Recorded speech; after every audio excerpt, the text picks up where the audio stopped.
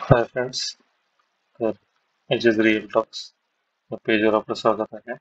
आज आपण maintenance and repairs of structure या सब्जेक्ट मधलं युनिट नंबर 2 हे शेवटचं लेक्चर असेल. Cause and detection of damage मध्ये लेक्चर नंबर 7. तो फास्ट आपण ह्या चॅप्टर मधले खूप पॉइंट्स कव्हर करतोय एक्झाम्सचा विचार करून, आणि त्यामुळे ह्या चॅप्टर मधली सगळ्यात महत्वाची अशी जी टेस्ट राहिलेली आहे ती आहे रिबार लोकेटर टेस्ट.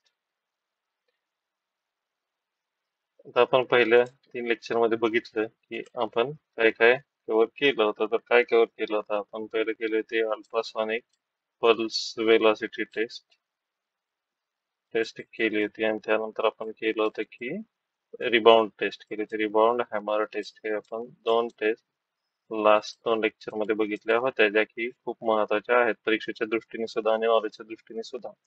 या 2 टेस्ट काय खूप महत्वाच्या होत्या. आता ह्या चॅप्टर मध्ये तिसरी सगळ्यात महत्वाची आणि शेवटची म्हणता येईल अशी, जी जास्तीत जास्त वेळा पेपरला विचारली सुद्धा गेलेली आहे आणि ज्याच्यावर क्वेश्चन्स येतात, अशी ही असं हे जे टॉपिक आहे, ही जी टेस्ट आहे ते आहे रिबार लोकेटर टेस्ट. आता रिबार लोकेटर काय असतो? Instrument versatile and portable it is normally use to detect the enforcement on LCD display having sufficient. काय पुढचं वाक्याचं सिग्निफिकन्स?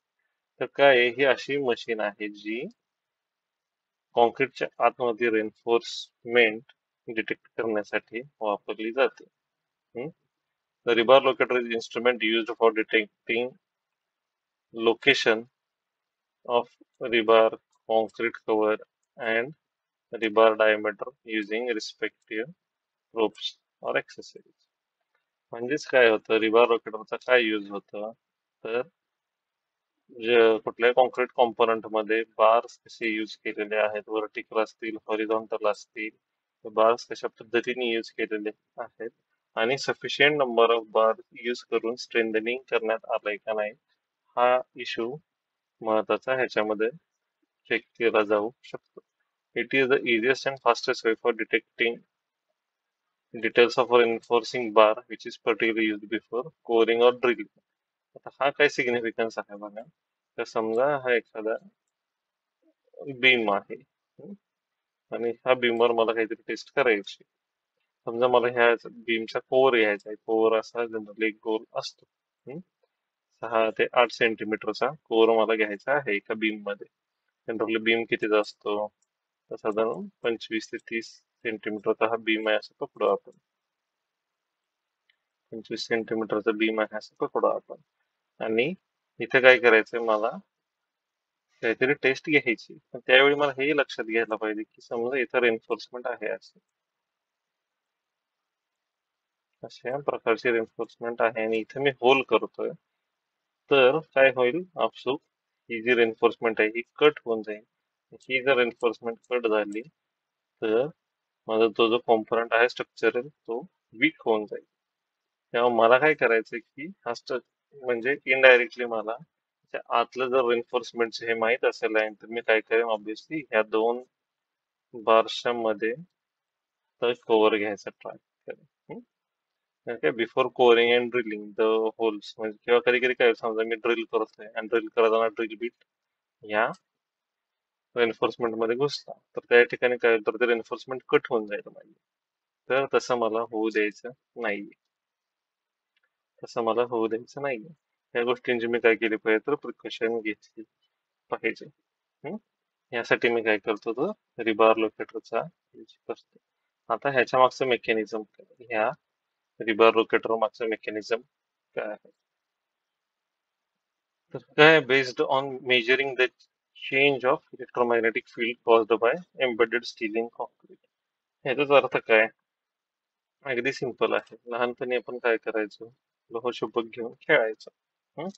आता ते लोहचुंबक आपण काय करायचं, तर त्याने मेटल चिटकायचं, बरोबर आहे. इन शॉर्ट हे डिव्हाइस सुद्धा तेच काम करतं. म्हणजे काय काम करतंय आता, की समजा हा कॉलम आहे आणि ह्याच्या आतमध्ये स्टील आहे. ह्याच्या आतमध्ये हे स्टील एम्बेडेड आहे. तर जेव्हा हे मशीन, आता ही मशीन आहे, ही पण कॉन्क्रीट स्कॅनर मशीन आहे किंवा रिबार लोकेटर मशीन आहे. तर ही मशीन काय करते इथं, ही मशीन जशी फिरेल तसं ह्याच्याबरोबर ह्याच्या आतमध्ये एक मॅग्नेट आहे किंवा एक मॅग्नेटिक फील्ड तयार करणारी काय बॅटरी. त्यामुळं काय होतं की जिथं मला स्टील येतं, मेटल येतं आडवं, त्या ठिकाणी अचानकच म्हणजे त्या ठिकाणी इलेक्ट्रोमॅग्नेटिक फील्ड तयार होतं. हं? त्याच्यातून गेलेल्या इलेक्ट्रोमॅग्नेटिक फोर्समुळं इलेक्ट्रोमॅग्नेटिक फील्ड तयार होतं आणि त्याच्यामुळे काय होतं की मला लक्षात येतं आतमध्ये बार आहे. मग जितका बार जाड असेल, हं? जितका बार आता समजा 8 चा बार आहे सगळ्यात छोटा, 8 चा, आणि त्यानंतर मी म्हणतो की 28 चा बार. तर काय होईल, कुठं मला जास्त मॅग्नेट लवकर चिटकेल किंवा कुठं मला मॅग्नेटिक फोर्स जास्त ओढा दिसेल, तर जिथं 28 चा बार आहे तिथं मला काय दिसेल, जास्त मॅग्नेटिक फील्ड लक्षात येईल ऍज कम्पेअर टू 8 च्या बार. अशा पद्धतीने हे वर्क करतं. म्हणजेच काय, हा एक प्रकारचा मॅग्नेट आहे. काय हा हा मॅग्नेट आहे. हा काय करतो, आतल्या स्टीलला, जिथं स्टील आहे तिथं हा एक प्रकारचा चुंबकीय तत्व तयार करतो. त्यामुळे काय होऊन जातं, तर इथं आपल्याला लक्षात येतं की इथं स्टील आहे, इथं रेनफोर्समेंट यूज केलेली आहे. हा इलेक्ट्रोमॅग्नेटिकच्या सिद्धांतावर हे चालतं, electromagnetic field caused by embedded steel in concrete. म्हणजेच काय, कारण की सरळ सरळ आहे, जे कॉन्क्रीट आहे, कॉन्क्रीट आहे ते काय आहे, नॉन मेटल आहे. नॉन मेटल, नॉन मेटल आहे. स्टील काय आहे, मेटल आहे. स्टील काय आहे, मेटल. त्यामुळेच काय होऊन जातं, तर जिथं स्टील आहे तिथं आपल्याला ते जाणवतं. यासाठी इलेक्ट्रोमॅग्नेटिक फील्ड जनरेट करतं. Reinforcement by detected by magnetising, जे सांगितलं, इंड्युसिंग द ईडी करंट. आता ईडी करंट म्हणजे काय, तर आपण फर्स्ट इयरला शिकलो बेसिक्स ऑफ इलेक्ट्रिकल इलेक्ट्रॉनिक्स मध्ये. ईडी म्हणजे काय तयार होतं, तर भवरे तयार होतात असे. काय केलं जातं, ईडी म्हणजे भवरे तयार केले जातात इलेक्ट्रोमॅग्नेटिक्सचे असे. असा भवरा असताना आपला असा भवरा तयार केला जातो. हे ईडी करंट्स तयार होतात. And after the end of pulse, eddy current dies away, which create weaker magnetic field at the of the initial pulse. म्हणजेच काय, जेव्हा एखाद्या स्टीलला ते धडकतं तेव्हा काय होतं, तर त्याच्यामध्ये मॅग्नेटिक फील्ड आपल्याला व्यवस्थित दिसतं. The strength of induced field is measured by an search or signal process to give the depth measurement. म्हणजेच काय की ह्याच्या आतमध्ये एक सेन्सर असतो, तो सांगू शकतो की ह्या क्लिअर कव्हर व्यतिरिक्त किती आतपर्यंत स्टील. बरोबर आहे ना. जेव्हा आपण एखाद्या कॉम्पोनंट वरती यूज करतोय तेव्हा आपल्याला ते लक्षात आलं पाहिजे की किती डिस्टन्स वर ते बार तिथे बसवलेले आहेत.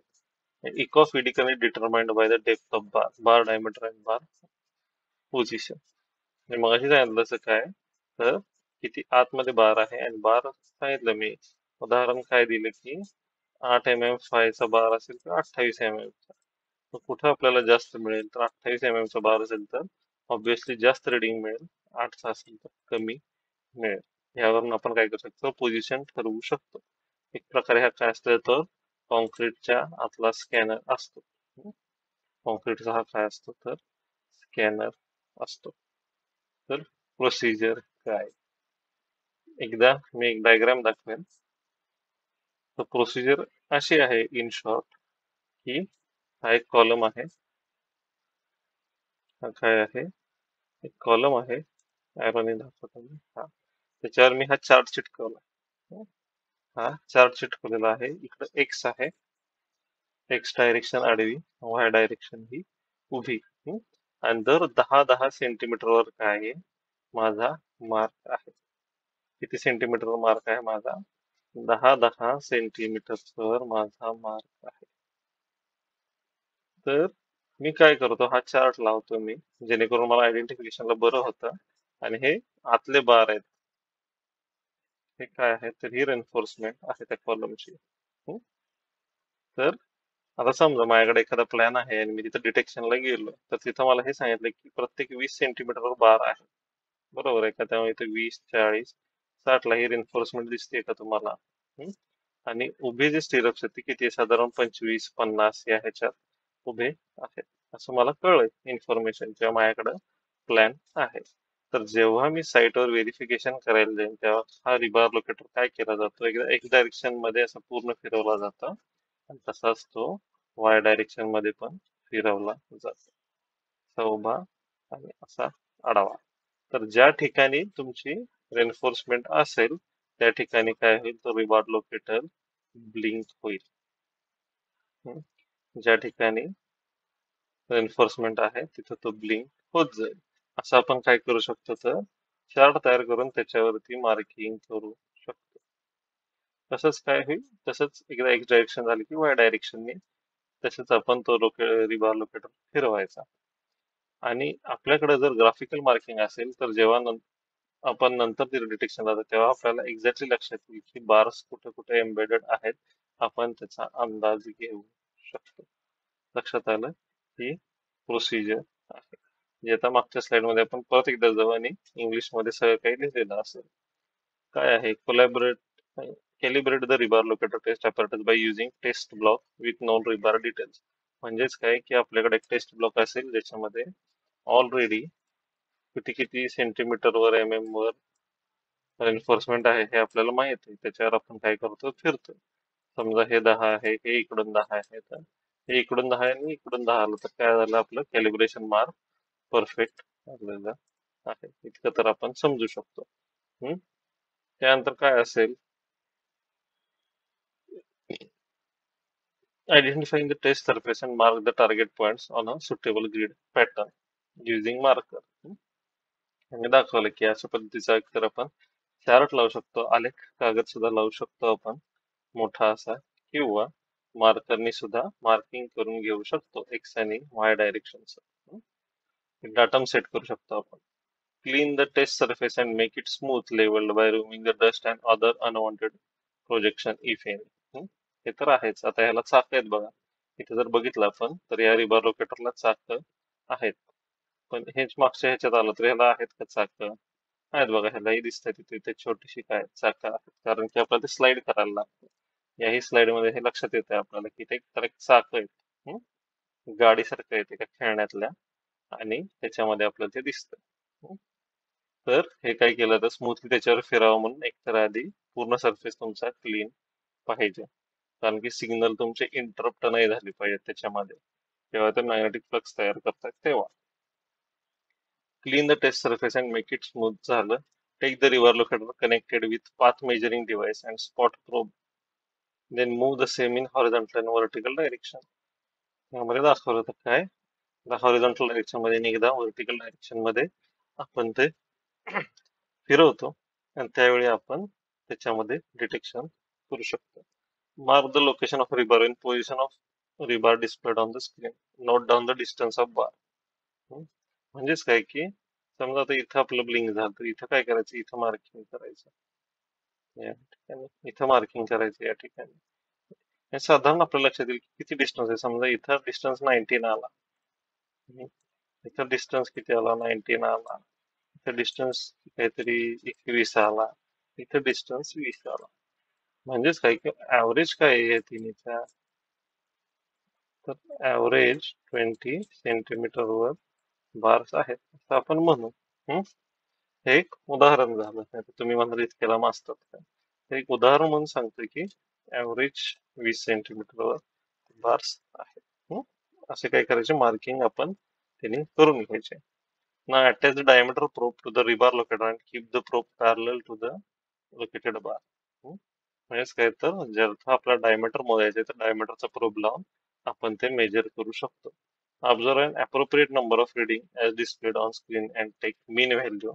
सांगितलं होतं की काय, तिन्हीची ऍव्हरेज व्हॅल्यू आपण घ्यायची आणि त्याप्रमाणे एक सिव्हिल इंजिनिअरिंग नॉलेज यूज करून ह्याचा आपण किती बार्स आहेत ह्याचं हे देऊ शकतो statement. Attach the depth probe to rebar locator and keep it exactly over the identified bar location.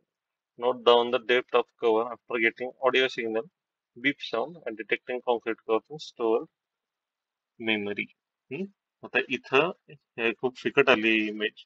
इथं तुम्हाला लक्षात येईल की 30 सेंटीमीटरवर बार प्रोजेक्टेड आहेत. आणि बरंच काही काही दिलेलं आहे बघा इथं. टाईप काय आहे तर 60 बाय 60चा चार्ट लावला होता आपण. कॉन्ट्रास्ट कसा आहे, कलर कोड काय आहे, हे सगळं आपण ह्याच्यावरती सेट करू शकतो आणि त्याप्रमाणे काय आहे, हे मशीन आपण यूज करू शकतो. तर काय, अशा पद्धतीने रिबार लोकेटरचा हा एक्सपेरिमेंट आहे. असे 3 एक्सपेरिमेंट आहेत या चॅप्टर मध्ये. आणि आता इम्पॉर्टंट क्वेश्चन्स बघू आपण, जे वारंवार विचारले गेले आहेत. State the causes of distress in structure. Natural असतील, आर्टिफिशियल असतील, मॅनमेड असतील, माहिती आहे काय होतं. अर्थक्वेक येतात, बरोबर आहे, फ्लड्स येतात, फायर, आग लागू शकते, डिस्ट्रेस होतं स्ट्रक्चर, मिसयूज होतं स्ट्रक्चरचा. अशी काय बरीचशी कामं आहेत डिस्ट्रेस ऑफ स्ट्रक्चर होण्यासाठी. किंवा त्याची निगा नाही राखत आहे आपण, प्रॉपर टाइमली मेंटेनन्स नाहीये, अर्थक्वेक येऊन गेला, कलॅमिटीज झाल्या, वॉटर डॅमेज होतंय, अशा काय आहेत बऱ्याचशा गोष्टी डिस्ट्रेस मध्ये आहेत, ज्या आपण डिटेलमध्ये डिस्कस केलेल्या आहेत. Set advantage and disadvantages of NDT. तर मुळात एनडीटी म्हणजे काय, नॉन डिस्ट्रक्टिव्ह टेस्ट. 4 मार्काला हाही क्वेश्चन असतो हमखास. खूप सोपा क्वेश्चन आहे. एनडीटी म्हणजे काय, नॉन डिस्ट्रक्टिव्ह टेस्ट, ज्याच्यामध्ये काय डिस्ट्रक्शन केलं जात नाही.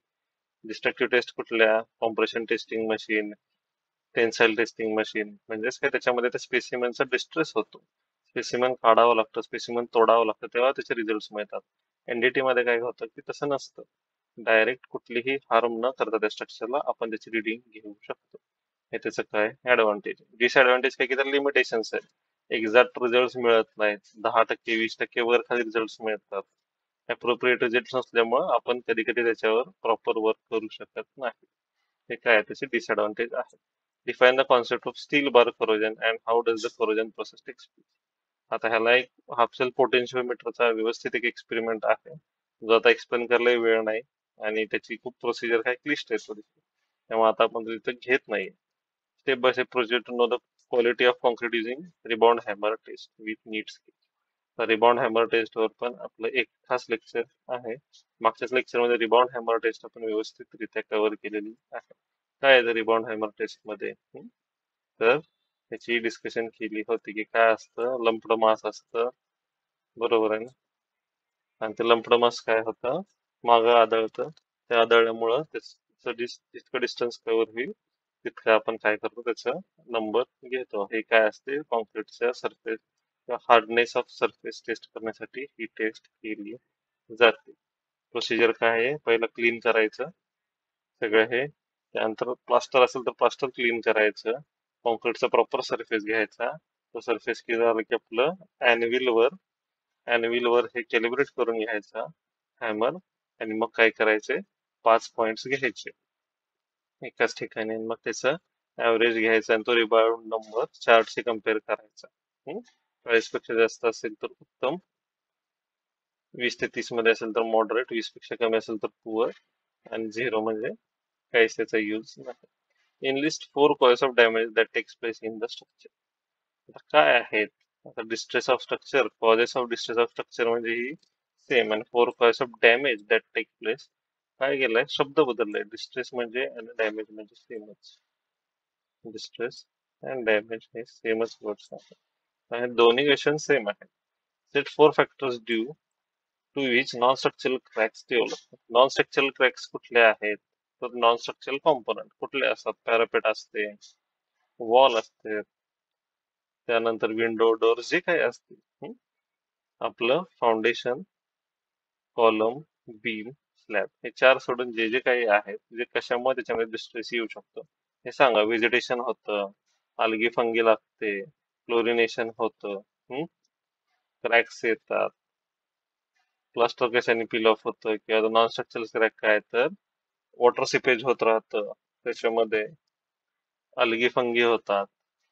हे असे काय आहेत बरेचसे रिझन्स आपण इथं सांगू शकतो, जे पहिल्या चॅप्टर मध्ये आहे. Set the primary aim of damage detection. Also explain the brief any 3 steps are undertaken during detection of structural damage. Primary aim of damage detection काय आहे, तर डॅमेज कुठल्या पद्धतीनं झालं हे बघण्यामुळे, डॅमेजचं मूळ कारण काय, आणि झालेल्या डॅमेज मधून कसं आपण कमीत कमी खर्चामध्ये, कमीत कमी मॅनपॉवर मध्ये त्याच्यातून बाहेर पडू शकतो. या दोन्ही पद्धतीने आपण काय करतो, तर डॅमेजचं डिटेक्शन बघतो. आणि 3 स्टेप्स कुठल्या कुठल्या आहेत तर फिजिकली आपण जाऊन बघतो, इन्स्पेक्शन करतो, त्याचे सगळे काय करतो, जुने मॅप्स गोळा करतो, प्लॅन्स गोळा करतो, त्याप्रमाणे आपण त्याच्यावर वर्क करतो. हे काय तर स्टेप्स आहेत त्याच्या. त्यानंतरचं आहे write the step by step process assessment quality concrete using ultrasonic pulse velocity test. अख्खा एक लेक्चर आहे, 4 मार्कासाठी प्रोसिजर आहे. मेन लक्षात ठेवा, ट्रान्समीटर, रिसिव्हर, 50 टू 60 हर्ट्ज ही वेव्ह असते, पास केली जाते कॉन्क्रीट मधून. जर कॉन्क्रीट मध्ये हनीकॉम्बिंग असेल, एअर पॉकेट्स असतील तर जास्त चांगले रिझल्ट मिळत नाहीत. जर नसतील तर काय होतं, सॉलिड कॉन्क्रीट आहे हे आपण सांगू शकतो. बरोबर आहे. Ultrasonic pulse velocity. Write the 4 benefits using non destructive testing method. झालं. मग असाच क्वेश्चन पुन्हा एकदा रिपीट आलेला आहे. एनडीटी का आणि कशासाठी वापरली जाते?